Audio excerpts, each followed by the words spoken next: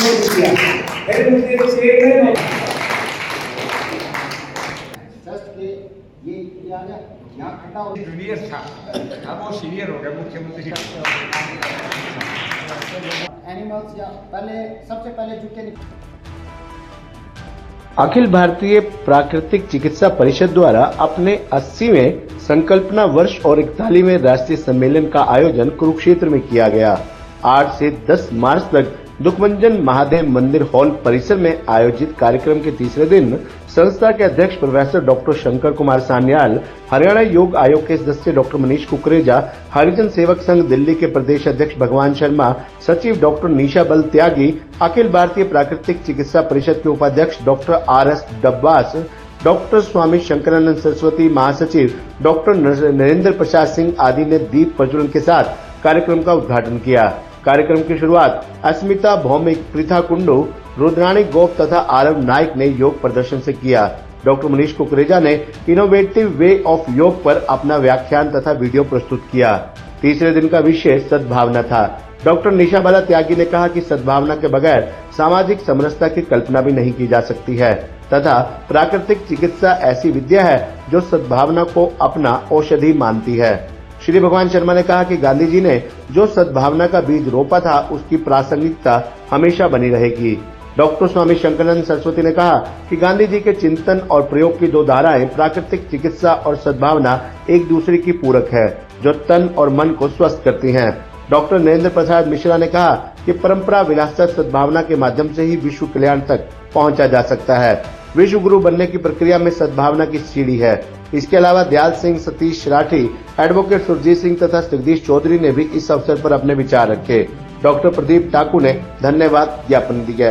जी sir, क्या कहना चाहेंगे कुरुक्षेत्र में 3 दिवसीय सम्मेलन? ये कुरुक्षेत्र आप सभी जानते हैं, सत्य और असत्य में सत्य की विजय हो, इसीलिए भगवान श्री कृष्ण ने इस स्थल को चुना था।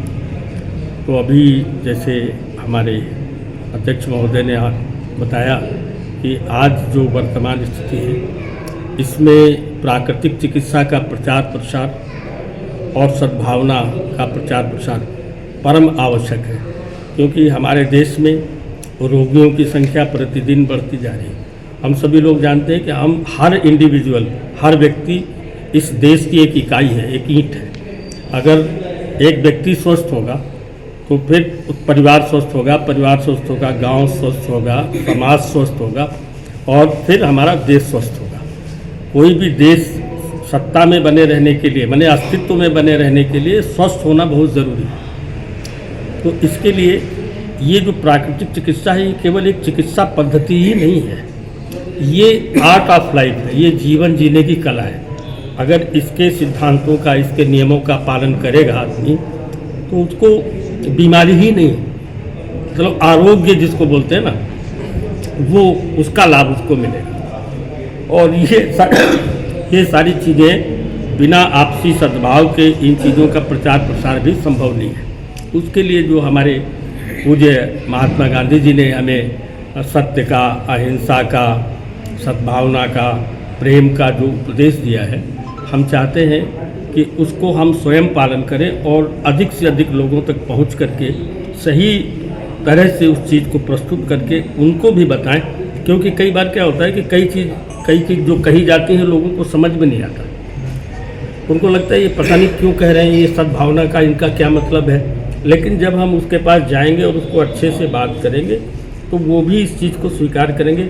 परिवार में भी अगर सद्भाव नहीं होता है, आप देखो क्या हो रहा है, शादियाँ हो रही हैं 3 महीने में, 6 महीने में टूट जा रही हैं। क्यों? सद्भाव नहीं है एक दूसरे के प्रति। तो वो सद्भाव हर स्टेप पे, हर कदम पे ज़रूरी है और इसके लिए इन दोनों तत्वों का, प्राकृतिक चिकित्सा का भी और सद्भावना का भी प्रचार होना भी ज़रूरी है। यही संदेश लेकर के ये कार्यक्रम यहाँ आयोजित किया गया और देश भर के बहुत सारे लोग, सैकड़ों की संख्या में यहाँ पे आए। अनेक केरला से भी लोग यहाँ आए, महाराष्ट्र से भी यहाँ पे लोग आए, यूपी से, मध्य प्रदेश, अनेक राज्यों से, राजस्थान से। और वो ये संदेश लेकर हमारे बीच में बड़ी हस्तियाँ आई हैं यहाँ पे। VCs आए हैं, डॉक्टर साहब बताएंगे, डायरेक्टर्स आए हैं। उन्होंने यही संदेश दिया सभी ने। तो इस प्लेटफॉर्म से यही संदेश सब जगह गया है कि सारे हमारा भारत महान बने, हमारा भारत स्वस्थ बने, समृद्ध बने और सभी लोग सुख शांति प्रेम से आपस में एक परिवार की तरह रहे। यही संदेश है। बहुत बहुत धन्यवाद। सर क्या कहना चाहेंगे, आज 3 दिवसीय सम्मेलन में पहुंचे, आज आखिरी दिन था।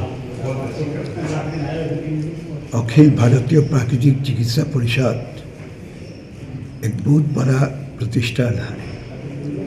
आज से 80 साल पहले गांधी जी का सपनों और विनोबा जी का आदर्श लेकर इस संस्था का शुरुआत हुआ था और उसके बाद 1945 में जो कॉन्सेप्ट लिया था और 56 में इसका रजिस्ट्रेशन हुआ। उसके बाद से इस संस्था देश भर में प्राकृतिक चिकित्सा के बारे में बहुत सारे काम कर रहा है और देश और दुनिया का सबसे बड़ा प्राकृतिक चिकित्सा का प्रतिष्ठान है। नेचर क्योर का इस तरीके का फेडरेशन दुनिया में नहीं है।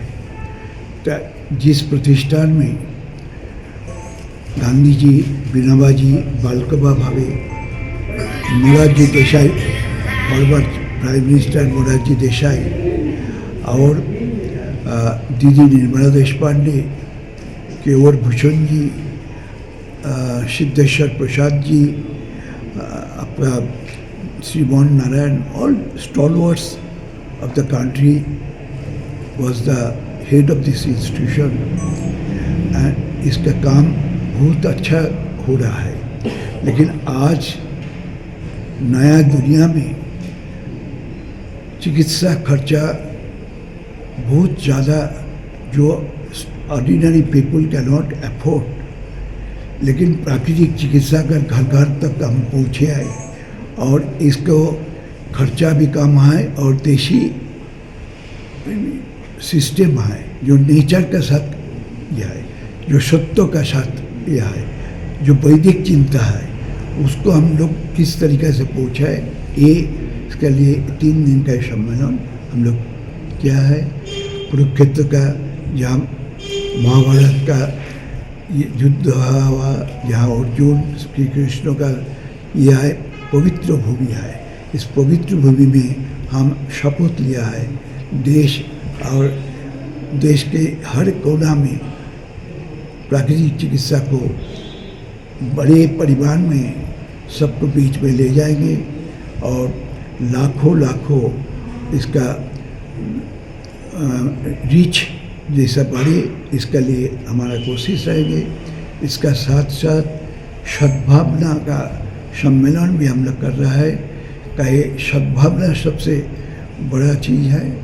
इसमें महात्मा गांधी हरिजन सेवक संघ का 1932 साल प्रतिष्ठा किया, उसमें उसका तरफ से भी देश भर काम चलता है। ये दोनों संस्था साइमल्टेनियसली एक का साथ दूसरे मिल के समाज के सेवा के लिए, समाज में भाईचारा के लिए, समाज में सबका साथ संप्रीति के लिए काम करेगा।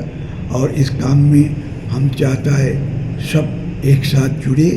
और हरियाणा में स्वामी शंकरानंद सरस्वती जी जो हमारा प्राकृतिक चिकित्सा का ऑल इंडिया का वाइस प्रेसिडेंट है और हरिजन सेवक संघ का राज्य सभापति अध्यक्ष है, उनका नेतृत्व में इस काम और आगे होगा और देश भर इस काम को हम लोग ले जाएगा, तभी देश में शांति और समृद्धि आएगी। नमस्कार जी सर, क्या कहना चाहेंगे 41वां सम्मेलन? 41वां सम्मेलन में अगर इसको हम संक्षेप में अगर कहें तो परंपरा, विरासत, सद्भाव और विश्व कल्याण, इस 4 के केंद्रभूत में ये पूरे 3 दिन का सम्मेलन रहा। और ये तीसरा दिन जो है हमारा अंत नहीं था, ये सद्भाव के साथ हम विदा हो रहे हैं। मतलब एक संदेश के साथ विदा हो रहे हैं कि हम जहाँ जाएंगे आज हम सद्भाव लेके जा रहे हैं, हम जा नहीं रहे, गिफ्ट के रूप में सद्भाव। और उस सद्भाव को जब हमको विश्व गुरु की बनने की हम कल्पना सोचते हैं तो व्यक्ति से समष्टि तक जाने के लिए आपको उस व्यक्ति के जो मूल रूप है उसके लिए प्रकृति की आवश्यकता है। प्रकृति की आवश्यकता होगी तो प्रकृति की शुद्धिकरण प्रकृति के वास्तविक रूप में होना चाहिए, उसके लिए फिर प्राकृतिक चिकित्सा की आवश्यकता है। और जब प्राकृतिक चिकित्सा के साथ व्यक्ति का अगर सामंजस्य बनाएंगे तो जाहिर है कि आप मानसिक और चेतनिक रूप में उस रूप में आप विकसित होंगे कि अपने स्वरूप को आप दूसरे में देखोगे, यानी जिस ईश्वर की तलाश है वो दूसरे में देखेंगे, और तब आप सद्भाव का जन्म देंगे। और जब सद्भाव को जन्म देंगे तो व्यक्ति से परिवार, परिवार से समाज, समाज से देश और देश से आप विश्व तक पहुंचेंगे, और तब आप विश्व गुरु बनेंगे, किसी को जीत के नहीं, सिर्फ अपनी चेतना के स्तर पर, सिर्फ अपनी संस्कृति के स्तर पर। तो ये भारतीय संस्कृति का जो मूल है उसका ये 3 दिन का मंथन था, या यूँ कहें कि समुद्र मंथन था। और यहाँ से जो विचार निकला है कि हम परंपरा, विरासत, हमारे सद्भाव और विश्व कल्याण के इस संदेश को लेके हम पूरे देश में फैलेंगे और देश से बाहर तक जाएंगे। सर, अगर हम मंथन की बात करें तो 3 दिन में सबसे ज़्यादा किस चीज़ पर मंथन किया गया? हर चीज़ पर हो कि हमारी जो परंपरा जो रही है, जो हमें आज तक बचा के रही है, तो परंपरा में जो मूलभूत चीज़ें रही हैं, विज्ञान भी रहा है, संस्कृति भी रही है, चिकित्सा विज्ञान भी रहा है, और हमारी आध्यात्मिक चेतना भी रही है। और आज वो सब चीज़ का समन्वय निकल के आ रहा है, जिसके तरफ विश्व भी देख रहा है कि आज जो विश्व की ज़रूरत है, चाहे चेतना की ज़रूरत है, ज्ञान की ज़रूरत है या विज्ञान की, और उसके लिए आध्यात्मिक जो शक्ति की वो भारत दे सकता है। ये विश्व स्वास्थ्य संगठन भी देख रहा है, और भारत सरकार ने इसलिए इंडियन नॉलेज ट्रेडिशन की स्थापना भी कर दी कि भारतीय ज्ञान परंपरा जिसकी तरफ सारा विश्व देख रहा है। तो उस पर हमने मंथन किया। उस ज्ञान से हम अपने को शारीरिक रूप से, मानसिक रूप से, और साथ ही साथ आर्थिक रूप से, जो स्वावलंबन की बात है, हम बार बार समझते हैं कि रोजगार नहीं है, क्योंकि रोजगार तो बहुत है, लेकिन जब हम नौकर बनने की सोचते हैं कि हमको नौकरी मिल जाए, तो हम मानसिक रूप से जो हमारी चेतन, भारतीय संस्कृति की जो चेतना है, उससे हम नीचे उतर जाते हैं। जब सोचते हैं कि हमको नौकरी मिले, माने हम स्वामी खोज रहे हैं। लेकिन जब हम चाहेंगे कि समाज को हम कुछ अपने श्रम से, अपने चेतना से या अपनी प्रतिभा से कुछ बदलाव ला सकते हैं, तो फिर रोजगार की वो कमी नहीं होती। इसलिए स्वरोजगार या स्वावलंबन, जो गांधी जी का सपना था, बुनियादी शिक्षा, उसको हम आधार बना के करते हैं, तो लोग आर्थिक रूप से भी मजबूत होंगे, स्वावलंबन की ओर बढ़ेंगे, और जिस आर्थिक तंगी की बात आ रही है उससे भी होंगे। जो हम गांव के हमारे कुटीर उद्योग या जो भी है, जो एक सद्भावना की बात है, उसके आधार पे हम कहीं ना कहीं इस परंपरा को भी बचाएंगे और समाज को भी विकसित करेंगे। तो सर, 3 दिन के सम्मेलन में मुख्य रूप से कौन कौन शिरकत करने पहुँचे? शिरकत यहाँ बहुत लोग किए। कुरुक्षेत्र यूनिवर्सिटी के वाइस चांसलर साहब आए, और NIT के डायरेक्टर साहब आए हैं, फिर आयुर्वेद इंस्टीट्यूट ऑफ आयुर्वेद जो कुरुक्षेत्र के हैं उनके प्रिंसिपल साहब आए थे, डॉक्टर मनीष कुकरेजा जी जो हरियाणा योग आयोग के सदस्य हैं वो आए थे, हरियाणा योग आयोग के उपाध्यक्ष रोशन लाल जी आए थे, और जो उनके हरियाणा योग आयोग के अध्यक्ष हैं, मैंने चेयरमैन हैं डॉक्टर जयदीप आर्या, उनके आने की बात थी। लेकिन दुर्भाग्यवश उसी दिन, उसके एक दिन पहले उनके घर में पिताजी का देहावसान हो गया, तो हमने उन पे शोक प्रस्ताव भी किया, कंडोलेंस ये किए। और नेशनल इंस्टीट्यूट ऑफ नेचुरोपैथी, जो नेचुरोपैथी की हर मेडिकल सिस्टम की एक national institute government of India की रहती है, तो national institute of naturopathy Pune में है, उसकी डायरेक्टर साहब आई, जो कि उनका कोई कार्यक्रम नहीं था, बस दादा के एक फ़ोन पर वो चली आई इतने दूर से, तो वो आए। तो इस विधा में मिनिस्ट्री ऑफ आयुष से लेके, हरियाणा के योग आयोग से लेके, और एकेडमिक हमारी यूनिवर्सिटी जो आयुष यूनिवर्सिटी उसी के अंदर ये होता है, सभी आए। और सभी ने, सबसे बड़ी NIT के डायरेक्टर ने तो आह्वान किया कि आइए हम लोग मिल के काम करें, हमारे 300 एकड़ की ज़मीन है, उसमें हम लोग डेवलप कैसे करें, उस पर योजना बनाएं। आयुष विश्वविद्यालय के जो VC थे उन्होंने कहा कि प्राकृतिक चिकित्सक और आयुर्वेद के लोग एक साथ बैठ के विमर्श करके आगे बढ़ें कि कैसे किया जाए, तो ये है। फिर हमारे अध्यक्ष जी का जो एक विजन है कि लोगों तक पहुंचना है, वो डायरेक्टर साहब ने कहा कि आप अवेयरनेस को उस तक ले जाइए, ताकि लोग जब जागरूक हो जाएंगे उनको ये विश्वास हो जाएगा, क्योंकि जब तक आप स्वीकार नहीं करते मन से कोई चीज़ आपको सही गलत होती नहीं, तो इस स्वीकार करने की बात है, उस धारा पे हम लोगों ने किया है और लोगों को ले गए हैं करीब। तो अगर हम सम्मेलन की बात करें सर, कितने वर्ष बाद सम्मेलन होता है? सम्मेलन हमारे हर 1 से 2 वर्षों के अंतर में होता है। हम लोग सम्मेलन का जो राष्ट्रीय सम्मेलन का जो स्वरूप देते हैं वो हम लोग 2 साल में करते हैं, लेकिन उसके बीच में हम लोग सिंपोजियम या ये करते हैं जिसमें हम लोग अपने चिकित्सकीय विधा को लेके कोई रिसर्च पेपर उस पर किसी एक विषय पर करते हैं, जिसको हम लोग करते हैं CNE कहते हैं, कंटिन्यूइंग नेचुरोपैथिक एडुकेशन। तो वो हमारे हर 6 महीने पर या 1 साल पे वो करते रहते हैं, ताकि जो नए चिकित्सक आ रहे हैं उनको भी ये पता चले कि नया रिसर्च है। क्योंकि सम्मेलन में तो हमारे सारे विषय रहते हैं, तो वो बहुत बृहद हो जाता है। हालांकि सिम्पोजियम भी या CNE भी बृहद होता है, बट वहाँ हम कॉन्सनट्रेटेड होते हैं कि ओनली एकेडमिक और रिसर्च ट्रांसमिशन करना है, उनको तैयार करना है, जो करने हैं तो वो करते हैं। वो तो हर 6 महीने या साल में होता है। ऑनलाइन भी हम करते रहते हैं, बट सम्मेलन हमारा 1.5 से 2 साल में हर साल होता है। पिछला सम्मेलन उत्तर प्रदेश में हुआ था, जिसमें वहाँ की माननीय गवर्नर साहिबा ने किया था, और हम लोग वहाँ की यूनिवर्सिटी के साथ भी, महात्मा गांधी काशी विद्यापीठ के साथ टाई अप भी किया है। तो ये काम चल रहा है। तो जनता से क्या अपील करेंगे सर, ज़्यादा से ज़्यादा जुड़े? जनता से अपील ये है कि जीवन में 2 चीज़ें हैं, कि आप स्वस्थ जीना चाहते हैं और स्वस्थ ही मरना भी चाहते हैं। और आज सबसे बड़ा जो आर्थिक बोझ होता है, बच्चा जन्मने के समय में होता है, और जब मृत्यु पे जाते हैं तो वेंटिलेटर पे जाते हैं और सीजर से आते हैं, या वहाँ भी अब वेंटिलेटर लगने लगा है। ये सबसे बड़ी बात है। तो गर्भ संस्कार से लेके देहावसान तक अगर आप अपने जिस रूप में आए हैं। हे डैड, चंगी तरह खेडी चैंप। Any doubt? ಕಿಡ ಕಿಡಿ ಹಚ್ಚಬೇಕು ಸುಖಿ ಸುಖಿ ದಾಗ ಬೇಕು नो डाउट इन्ना सुक्के दागा लई है सर्फ एक्सेल मैटिक हुण नवे पैक विच SPP टेक्नोलॉजी दे नाल ए जिद्दी सुक्के दाग कड्डे सेमी ऑटोमैटिक मशीन विच ही एनी डाउट नवा सर्फ एक्सेल मैटिक।